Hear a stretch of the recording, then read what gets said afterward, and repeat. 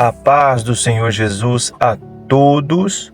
Hoje o nosso devocional tem por tema como está a casa interior. Aqui quem vos cumprimenta é o pastor Leandro, da cidade de Montes Claros.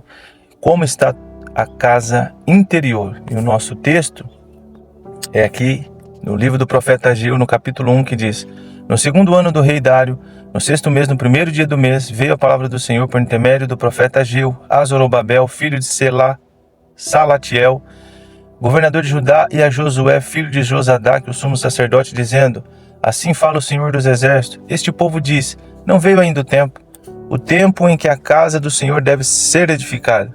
Veio, pois, a palavra do Senhor por intermédio do profeta Ageu, dizendo: acaso é tempo de habitardes vós em casas apaineladas, ou luxuosas, enquanto o meu templo continua destruído, enquanto esta casa permanece em ruínas? Então, baseado nesse texto, nós queremos falar sobre como está a sua casa interior, aprendendo a importância que Deus dá à nossa casa interior. A Bíblia diz que somos morada de Deus. E aí é interessante nós notarmos que existem casas de todos os tipos e tamanhos, não é mesmo? Umas muito grandes, outras pequenas, uma muito bem altas, outras baixas, não é mesmo? Casas, moradas, existem vários tipos, estilos de casas, não é mesmo? E nós vemos também o templo que Salomão construiu ali, Foi um templo enorme, foi um templo muito grande, uma construção na época esplêndida, luxuosa.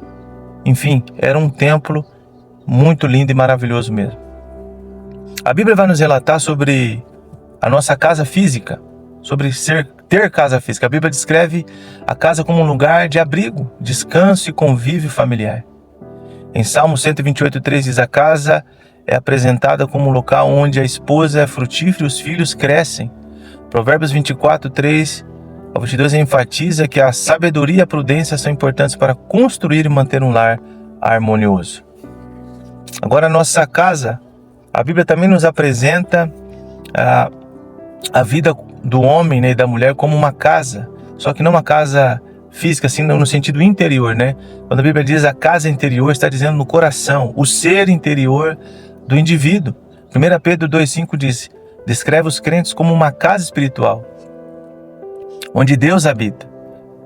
1 Pedro 2,25 diz assim: também vós mesmo, como pedras que vivem em seus edificados, casa espiritual para ser de sacerdócio santo, a fim de oferecer sacrifícios espirituais agradáveis a Deus, por intermédio de Jesus Cristo. Jesus é visto como aquele que deseja habitar no coração do indivíduo, tornando-a sua casa. A casa interior também pode ser vista como o local onde o Espírito Santo reside e opera.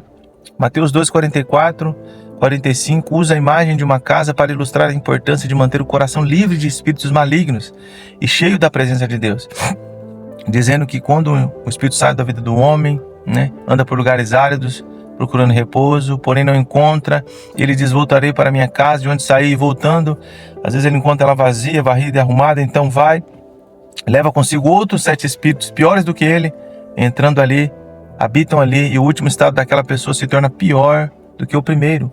Assim também acontecerá a esta geração perversa, Jesus declarou. A parábola da casa edificada na rocha, por exemplo, Mateus 7:24, compara a construção da vida de alguém com base nos ensinamentos de Jesus a um edifício resistente, mostrando a importância de edificar o ser interior sobre a rocha que é Cristo. Nós temos também casa como templo, a Bíblia nos apresenta, Em 2 Coríntios 6:19 afirma que o corpo do crente é o templo do Espírito Santo. A casa de Deus, o templo em Jerusalém, é vista como lugar de oração e comunhão. O conceito de casa interior também está relacionado com a ideia de ser templo do Espírito Santo e permitir que Deus habite em nós. Então nós concluímos que a casa na Bíblia tem um significado profundo, tanto literal quanto espiritual. O conceito de casa interior nos convida a cuidar do nosso coração e permitir que Deus habite nele, transformando em um lugar de paz, alegria e comunhão com Ele. Por isso, como Deus pediu urgência para que seu povo reconstruísse a sua casa, ou seja, o templo, Ele pede para nós hoje avaliar, reparar e priorizar a nossa casa interior, que é a sua morada. Nós, olhando para o texto que nós lemos lá de Ageu, Deus disse: é tempo de vocês construir, investir em tempo, recurso na casa de vocês, enquanto a minha casa permanece em ruínas. Vocês abandonaram a minha casa. E através desse texto, Deus me fez enxergar isso. Como Deus valoriza mais a nossa casa interior. Deus, com Ageu, exortando o povo, chamando o povo ao arrependimento e a priorizar a sua casa, como sendo mais importante do que a própria casa deles que eles estavam construindo. E assim também é na nossa vida. A nossa casa interior, o nosso coração, o nosso ser. Deus prioriza mais aquilo que nós somos, em quem estamos sendo transformados, do que com aquilo que a gente tem, com aquilo que a gente possui. E muitas vezes nós fazemos também como o povo lá na época de Ageu.